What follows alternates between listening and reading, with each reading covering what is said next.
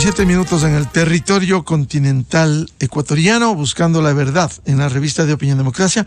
Queremos saludar y dar la bienvenida a nuestros siguientes invitados: la doctora Diana Tanca, ella es politóloga; el doctor Arturo Moscoso, académico, politólogo, director de la Escuela de Relaciones Internacionales de la Universidad Internacional del Ecuador; y Carlos Ferrín, experto en comunicación política.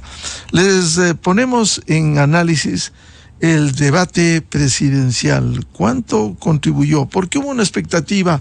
Recuerdo cuando entrevistamos a los miembros de la comisión de debate y decían que van a poner preguntas cerradas, que respondan los candidatos a los cómo, concretamente a los cómo iban a hacer lo que delineaban de sus planes, y penosamente vimos que gran parte de las preguntas fue al qué, en donde desarrollaron, incluso plantearon lo que quisieron candidatos, aun cuando a unos se llamó la atención, no a todos, y otros siguieron con el mismo discurso con el que llegaron al debate. ¿Qué piensa, doctora Diana Tanca? Muy buen día. Muy buenos días, saludos a todos los que nos están escuchando y a mis queridos colegas con el que comparto el panel. Sabe que tengo esa misma impresión. Creo que las preguntas no fueron cerradas. Por ejemplo, en una preguntaron qué va a hacer sobre el IES, pero en la misma pregunta metieron ISFA, ISPOL, que son temas, sí, relacionados, pero que cada uno tiene su propio problema, su propio diagnóstico, y lo ideal es que su propuesta concreta. Lo mismo pasaba en otras preguntas, que se mezclaba el tema de la sostenibilidad o el cambio energético mezclado con la gestión de riesgos. Sí, nuevamente son temas que están relacionados, pero cada uno de ellos amerita una propuesta en específico. Entonces eso creo que también evitó o promovió que los candidatos un poco divagaran y se centraran en qué van a hacer y no en el cómo, que creo que fue el gran ausente de toda la noche. Ninguno supo, salvo ciertas excepciones, supieron explicar cómo lo van a hacer, cuánto va a costar y sobre todo qué resultados podemos esperar en apenas 18 meses aproximadamente que van a estar en gestión. Entonces creo que si bien hubo un gran intento de la autoridad electoral de mejorar el formato de los anteriores dos debates, este formato sí tuvo cosas positivas, pero hay cosas que se pueden mejorar, y en eso creo que las preguntas pudieron ser muchísimo más directas, y creo que también las interrupciones, y que sé que lo hacían con buena intención justamente para que no divaguen y esto no se convierta en un circo, pero a la vez los debates también tienen esa característica de no solo responder y dar propuestas y el contraste de ideas, pero también de posicionar narrativas, las historias personales, y creo que los ciudadanos también podemos llegar a nuestras propias conclusiones viendo ciertas actitudes de los candidatos, por ejemplo, de cómo responden o cómo reaccionan ante las críticas o ante posibles ataques. Pero nuevamente es relativamente que tengamos debates obligatorios, es nuevo, y creo que se está poco a poco mejorando el formato. Y bueno, habrá que hacer las correcciones correspondientes, pero a mí el debate sí me deja un poco ese sabor un poco amargo, porque si bien se intentó, de todos modos los candidatos no supieron respondernos lo más importante, el cómo. Muchos se centraron en el diagnóstico, que creo que todos lo sabemos, en qué quieren hacer, y nombraban un montón de cosas, pero faltó el cómo, en cuánto tiempo lo van a hacer y qué resultados específicos lo podemos esperar. Sí, el candidato Jan Topic a muchos de sus colegas les preguntaba lo mismo, pero él tampoco lo especificaba. Entonces creo que el gran ausente definitivamente fue el cómo se iba a aterrizar la propuesta, incluso considerando la normativa, si es necesaria algún tipo de reforma, cómo se haría si es que tiene la Asamblea en contra. Creo que faltaron esos aspectos de aterrizar más la propuesta. Bienvenido al experto en comunicación política, Carlos Ferrín. ¿Cómo vio su primera opinión respecto de este debate de este domingo? Buen día. Saludo a todos los radioescuchas. Comparto mucho de los criterios de la colega Diana y no las voy a repetir. Yo creo que el gran ausente en este momento fue el tema de la gobernabilidad. Nadie especificó cómo, de alguna manera, iba a lograr sorteando ese gran de alguna manera, obstáculo a cumplir todo lo que ellos estaban prometiendo, como que si se tratara solamente de ellos, como que si la democracia solo dependiera del gobernante nada más y en el poquísimo tiempo que les queda por gobernar. Creo que el debate de alguna manera se dividió en dos grupos. Habían personajes o candidatos, por así llamarlos, bueno, son candidatos, que obviamente impusieron de alguna manera su estilo. Vimos un Daniel Noboa que fue una gran revelación, un otro que sabíamos que de alguna manera ya tiene un seniority en el tema de la política, ya fue vicepresidente, quizás al que menos esfuerzo le cuesta mostrarse como un futuro presidente. Y un Jan Topic que definitivamente entró fuerte, tenía las reglas muy claras de lo que hacer.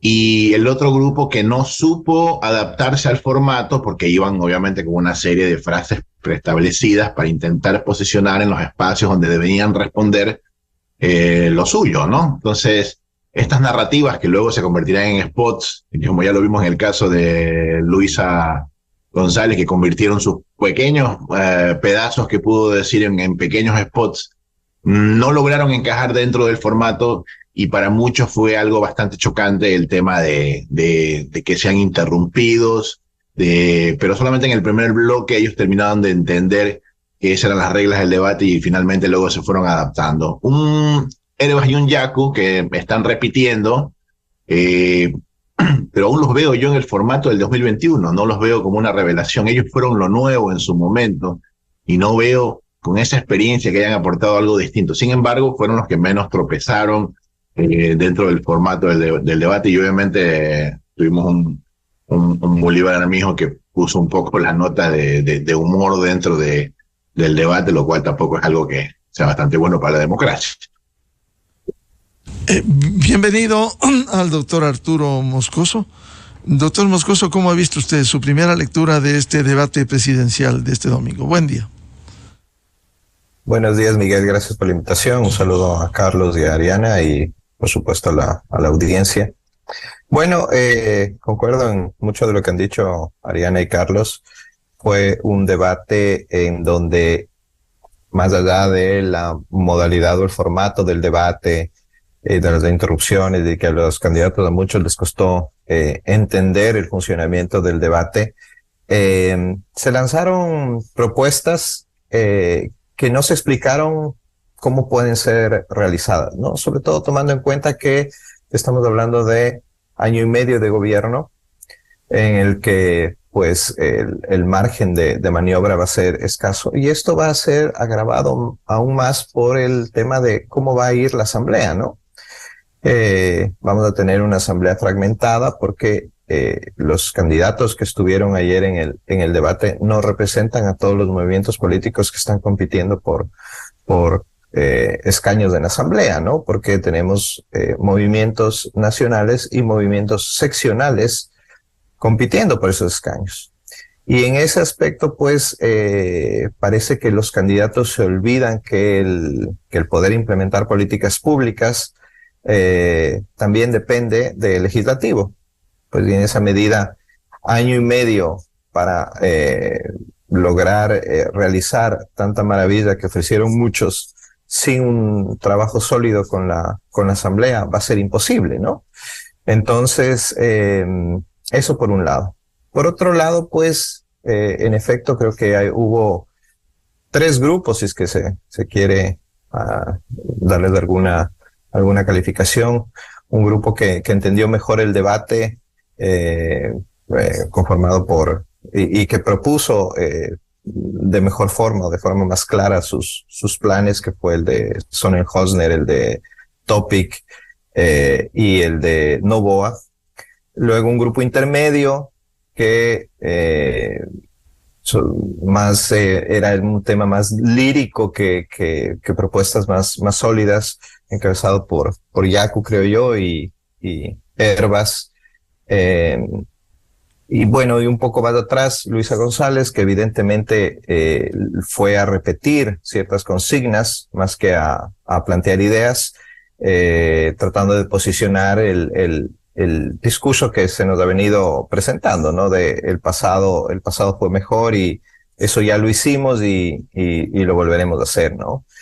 Y finalmente, pues, el candidato Armijos, que como dice Carlos, puso la nota jocosa de la noche, sobre todo con los memes que salieron y que pues que realmente en el discurso y en el fondo fue muy, muy vacío, ¿no?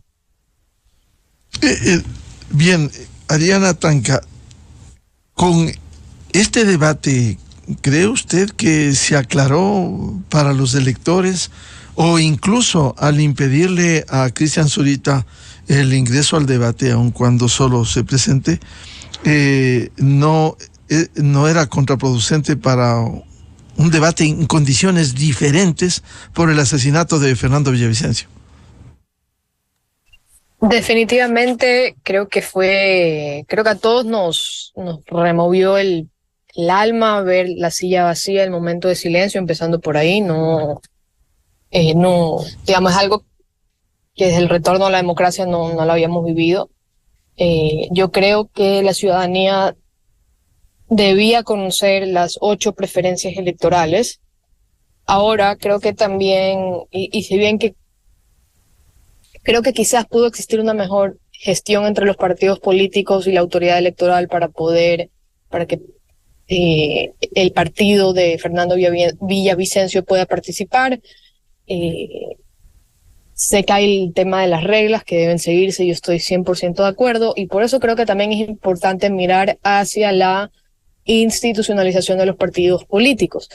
Y es que con la lamentable situación, porque naturalmente nadie espera que esto suceda 10 días antes de las elecciones, pero en el caso de que el partido hubiera mirado hacia adentro y elegir un candidato militante, alguien que haya sido parte del partido, que tenga muy clara la agenda, los principios, los valores, quizás en ese rato también hubiera podido participar con digamos, a la par de una buena gestión de la autoridad electoral con el resto de partidos.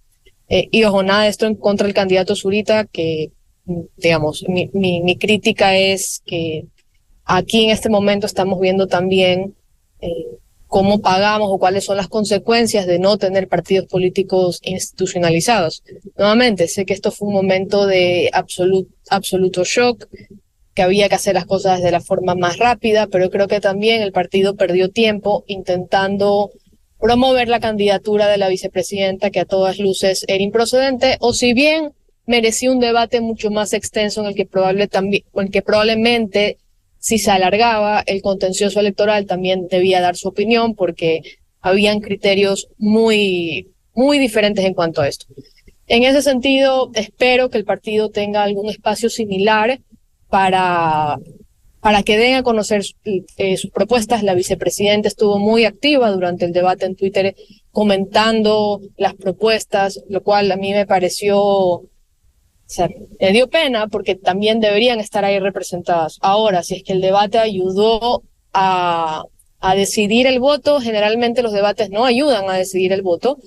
Los debates están pensados para esos indecisos, y que la mejor forma de ver si surtió efecto el debate es en las últimas mediciones que bueno, ya creo no se pueden publicar por ley, pero ver qué tanto disminuyeron esos votos indecisos y cómo se distribuyeron en las preferencias electorales. Y más allá de eso, más allá del tema teórico y cuantitativo, creo que como el formato y la forma de responder de los candidatos en ciertos temas claves, como lo apuntaba bien Carlos, el tema de la gobernabilidad, el tema de la institucionalidad, que fue el más flojo del debate y para mí es uno de los más importantes, ninguno lograba aterrizar, y a mi criterio, yo como ciudadana, no como politóloga, no como analista, como ciudadana no pude distinguir realmente cuáles son las diferentes agendas de los partidos en cuanto a los problemas que tiene la sociedad. Era básicamente, tiraban cualquier propuesta muy orientada en el qué, pero no logré distinguir como ver, este partido propone esto y es diferente. No pude hacer ese blanco sobre negro en cuanto a las propuestas, que finalmente eso es lo que queremos los ciudadanos, poder distinguir qué es lo que dice uno, qué es lo que dice el otro, y a partir de ahí decidir con quién conecto más, quién tiene, no en la solución, pero quién puede hacer mejor las cosas. Entonces, espero que en estos últimos días de campaña los candidatos aprovechen los espacios de opinión pues para aclarar esas dudas que sin duda, para la redundancia, aparecieron después del debate. Carlos Ferrín, ¿debió participar Cristian Zurita a fin de completar el panorama por los hechos consumados y el asesinato de Fernando Villavicencio, de tal manera que permitiera tener una visión completa a quienes siguieron el debate? Bueno, aquí también hay que poner algo sobre la mesa. Los debates realmente son de un alcance muy mínimo. Lo vemos nosotros, los comentamos en las redes.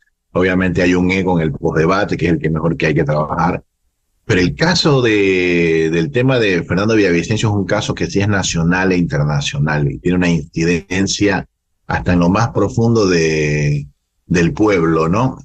Y ahí había que preguntarse, ¿no? Si les va a hacer falta o no esta ventaja, porque al igual la gente se va a encontrar con Fernando Villavicencio en la papeleta, ¿no? Entonces quizás pudiéramos estar a las puertas de una reacción del pueblo ecuatoriano, el castigo a la clase política, algo masivo, algún tipo de voto hacia Fernando Villavicencio en protesta, y eso también tenemos que tenerlo en el radar todo el tiempo, porque posiblemente es algo que pueda suceder en el día en que el acto de ir a votar es una expresión absolutamente emocional, y donde la gente pudiese a lo mejor descargar toda su furia contra la clase política. Lo hemos visto en países como Perú, cuando Castillo ganó, fue un rechazo total a la clase política. Nunca los niveles de aprobación de los candidatos fueron tan mínimos como en esa elección, y el castigo del pueblo fue votar por un rondero para de alguna manera sentir que castigabas a la clase. Pues claro que todo salió muy mal después,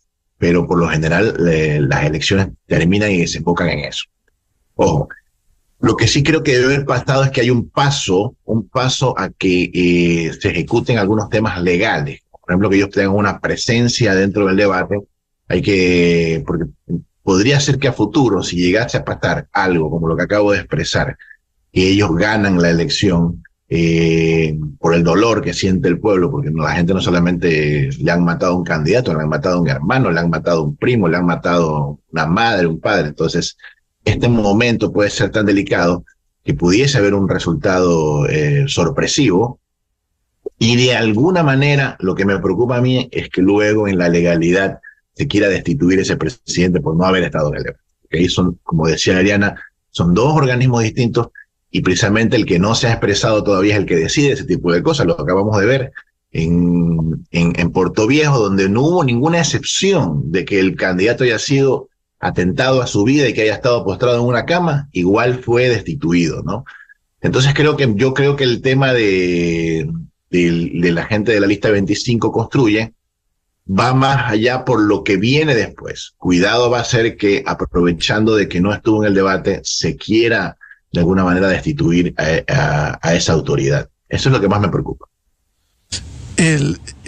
Doctor Arturo Moscoso, ¿debió participar Cristian Zurita en este panorama donde ni siquiera el CNE ha calificado todavía la candidatura? Con una circunstancia, y quiero trasladarle una pregunta que nos formula un reconocido psicólogo, el doctor Jaime Costales, que dice: pienso que Luisa dio un tiro al pie del correísmo con su cantaleta mediocre. Otto y Algo Topic estuvieron desenvueltos. Villavicencio tuvo más presencia que los otros.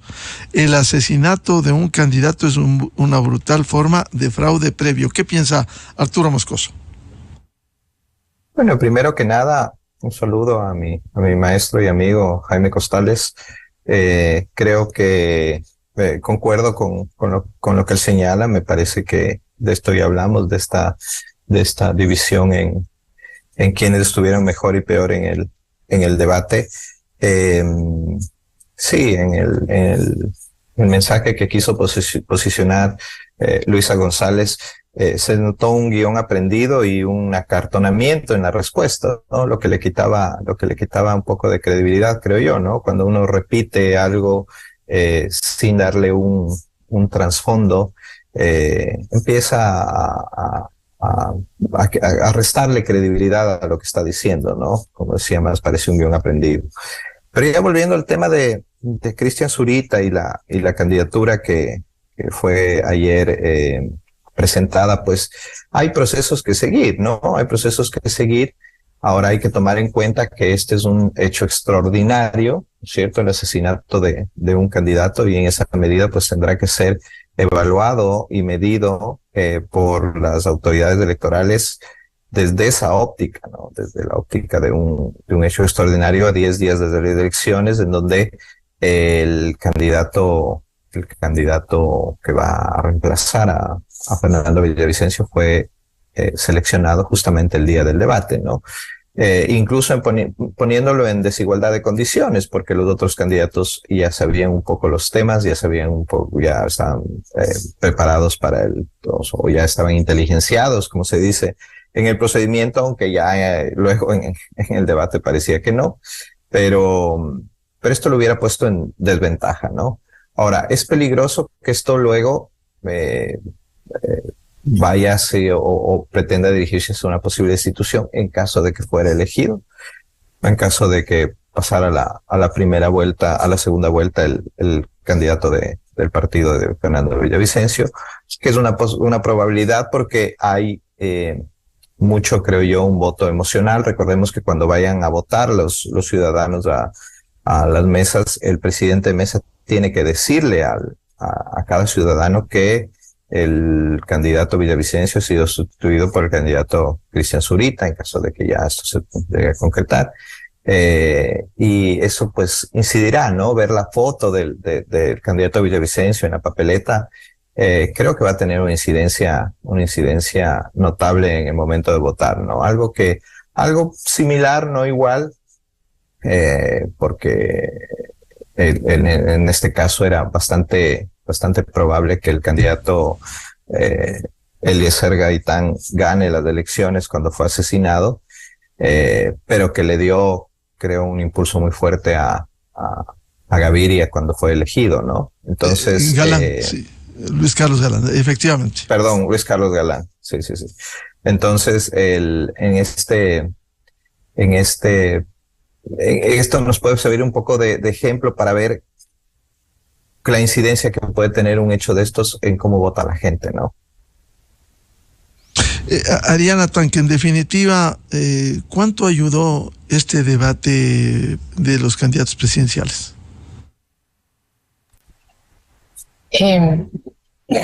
Yo creo que el debate nos permitió identificar quiénes estaban un poco más preparados que otros.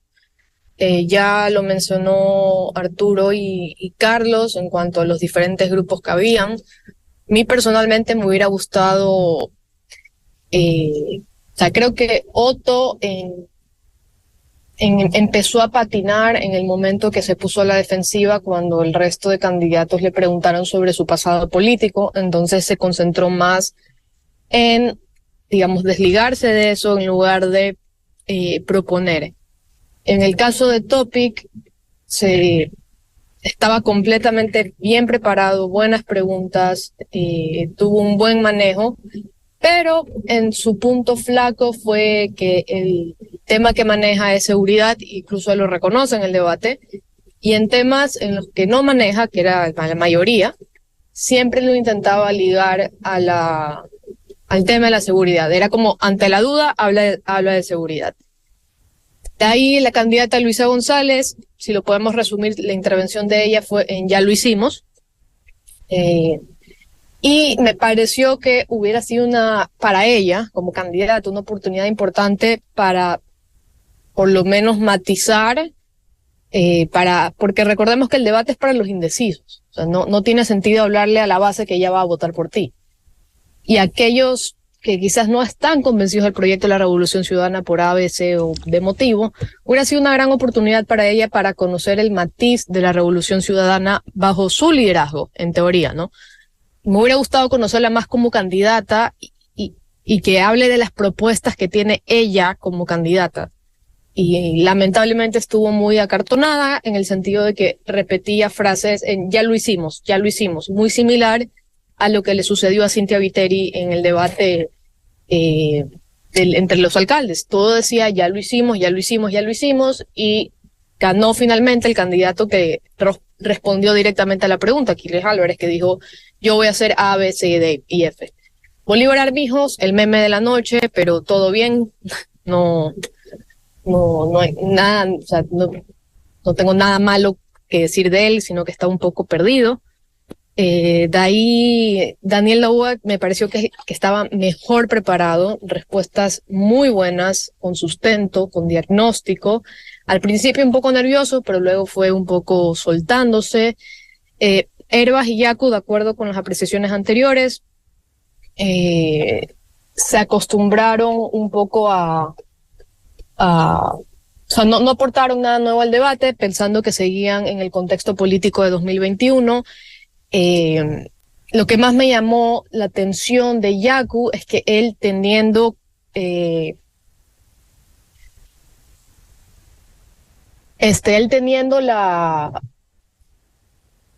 tema del medio ambiente, que es su tema, el tema que él se ha posicionado como Yacu igual agua, igual medio ambiente. En ese segmento él tenía la oportunidad para despegar y no lo hizo. Se puso, yo creo que un poco nervioso. Creo que también los comentarios de Jan Topic lo desubicaron. Y también empezó a hablar de la segunda vuelta. O sea, muchos empezaron a nombrar, ya estamos en segunda vuelta, ya estamos en segunda vuelta. Muy similar a las narrativas de las elecciones de 2017. También pongo como ejemplo a Cynthia Viteri, que también hablaba que ya estaba en la segunda vuelta. Entonces, Yacu sí me dejó debiendo esa experiencia del medio ambiente, teniendo en cuenta las dos consultas populares que están relacionadas al tema. Creo que pudo haber despegado ahí y no lo hizo. Herbas fue muy poético en sus intervenciones, hablaba de combatir la corrupción con liderazgo y coherencia. Sí, sin duda es importante, pero ¿cómo se hace una política pública a partir de eso? Entonces, teniendo en cuenta estas críticas a los candidatos, que tampoco todo fue malo, hubieron propuestas muy interesantes, y si nos ponemos a revisar las intervenciones, nos da a pensar que en realidad hay muchos puntos en común entre los candidatos. Por tanto, podríamos esperar, o debería ser, que en la asamblea se puedan poner de acuerdo en algo. Y si no lo hacen es por puro capricho. Eso es lo positivo que rescato, pero lamentablemente creo que ninguno fue extremadamente claro como para hacer una diferencia blanco sobre negro sobre las preferencias electorales. Esa es mi única observación en cuanto a eso. Ya. Carlos Ferrín, en conclusión, ha aportado este debate, y por otro lado, dadas las condiciones luego del asesinato de Fernando Villavicencio, no pudiera ser un voto pésame el próximo domingo en las urnas? Bueno, lo expresé en mi intervención anterior. Yo pienso que sí, y algunos de los panelistas también lo reforzaron el tema. El momento del voto es un acto donde estás tú solamente con la papeleta, y es un momento en el cual es privado y de alguna manera sensiblemente pudiese incidir de alguna manera hacia allá. Muchos quizás del voto nulo lo van a hacer. Muchos quizás del voto blanco lo van a hacer. Es una manera de también votar nulo, porque sienten que a lo mejor están protestando por ese lado, ¿no? Sin saber, obviamente, o quizás no teniendo muy clara la idea de que sí hay un candidato que va a ser beneficiado por ese voto, ¿no? Sobre el contexto general del debate, yo sí quisiera de alguna manera también aportar. Hubieron grandes intervenciones. Quiero volver a reforzar, obviamente, los tres que mejor estuvieron. Daniel Noboa, un candidato que cree que está corriendo su primera elección, dejando un buen cheque en blanco para las próximas. Otto y Jan Topic, quizás los más notables en cuanto a estar centrado al tema de las propuestas, salvo el caso de Jan Topic, que me quedó un poco resonando eso de que va a financiar su plan magistral, su plan principal, obviamente con las recaudaciones de las multas, ¿no? Que tienen un techo financiero. pero que la meta era llegar a 1.200 millones de financiamiento. Espero que no sea solamente con multas, porque a la gente también muchas veces le afecta mucho la idea de las multas y la idea de que le afecten el bolsillo. Creo que esa parte el candidato debería por lo menos irlo aclarando a lo largo de la semana, porque sí es algo que hasta otro se lo hizo notar que había incluso un conflicto de intereses. Luisa González, no olvidemos que la Revolución Ciudadana no es infalible. Yo recuerdo el caso de Augusto Barrera, tenía números, fue bajando de a poco. No era un candidato que le gustaba a la gente, no era un candidato que finalmente terminó ganando. Y pienso yo, cuidado va a ser que le pueda pasar lo mismo a ella. Y finalmente en la mezcla de las otras propuestas más la emoción del voto de Villavicencio, cuidado nos dé una sorpresa, ¿no? Muy similar a Cintia Viteri. ¿Recojo ese comentario? Sí. Pienso yo, si ella se tratara de una figura visible de la Revolución Ciudadana como lo fue Jorge Glass, Patiño, yo a ella no la recuerdo. Y ojo que yo en un momento caminé por los pasillos, no la recuerdo mucho de esa época. No es alguien que a lo mejor tú digas, sí, ella estuvo siempre allí. Es alguien nuevo que tiene una personalidad de viejo. Entonces es una cosa que definitivamente me crea un ruido y un conflicto en la cabeza que no me permite asimilarlo. Y yo pienso que para la militancia, en este momento que está analizando quién pudo haber sido un mejor candidato de la revolución, también hay un conflicto en su cabeza y quizás puede haber un voto rechazo interno pensando ya en el 2025. Doctor Arturo Moscoso, ¿su lectura final en resumen de este debate ha contribuido o puede patrocinar que hay un voto pésame de rechazo a la violencia a favor de Fernando Villavicencio en las urnas? A ver, en líneas generales, Miguel, creo que no va a haber mucho cambio en ya las tendencias de votación. No creo que haya sido un debate en donde haya un clarísimo ganador que se haya llevado pues las palmas de los que presenciamos el debate. Hubo mejores, hubo peores, pero ninguno fue realmente impactante en las respuestas y en el planteamiento de cómo van a ser las cosas. Entonces no sé si es que eso llegue a ser determinante al momento de la votación. Tomando en cuenta también que pues el debate no llega a todos los ciudadanos. Muchos se habrán aburrido del debate, un debate de 3 horas en el que no había respuestas demasiado contundentes o que llamen la atención. Entonces muchos habrán dejado de verlo incluso. Así que no creo que vaya a tener demasiada incidencia en la votación final. Lo que sí puede generar una incidencia, que es algo que hemos hablado aquí, es el tema de la muerte del candidato Villavicencio, del asesinato, de este cruel asesinato, y pues el apoyo que eso puede generar al candidato que lo está sucediendo, ¿no? Eso sí me parece a mí que creo yo que la muerte de Fernando Villavicencio, además en estas condiciones de violencia tan terribles, pues sí han dado una patada en el tablero electoral, y creo que eso puede generar resultados que no se veían venir en base a las tendencias de las encuestas, ¿no? Y ahora lamentablemente, pues como decía Ariana, ya no tendremos información sobre cómo están ubicados los candidatos, así que será poco lo que podamos saber de cara al próximo domingo. Pero sí, creo que un debate muy largo con poca espectacularidad, si se quiere, en cuanto a las respuestas, sin un claro ganador del debate, difícilmente va a influir en el voto de la ciudadanía. Bien. Probablemente más de influencia tenga el debate de segunda vuelta, ¿no? Si es que hay una segunda vuelta, que es lo más probable también. Muchas gracias por aportar a este análisis del debate presidencial de este domingo, a la doctora Ariana Tanca, al doctor Arturo Moscoso y al doctor Carlos Ferrín. Muy amables. Lo importante será, por la consecución de la paz en el Ecuador, a sepultar con votos a la violencia y a los que patrocinan la violencia. Muchas gracias, muy amables, muy buen día. Gracias, Miguel. Muchísimas gracias por la invitación. Muy bien. Muchas gracias. Un saludo. Enseguida, en la revista de Opinión Democracia. 8:42 minutos en el territorio continental ecuatoriano, buscando la verdad. De inmediato diálogo con el general Patricio Carrillo, candidato que lidera por el movimiento Construye la lista para asambleístas nacionales. Desde 1984 con Gonzalo Rosero. La revista de Opinión Democracia. Siempre líderes, siempre confiables.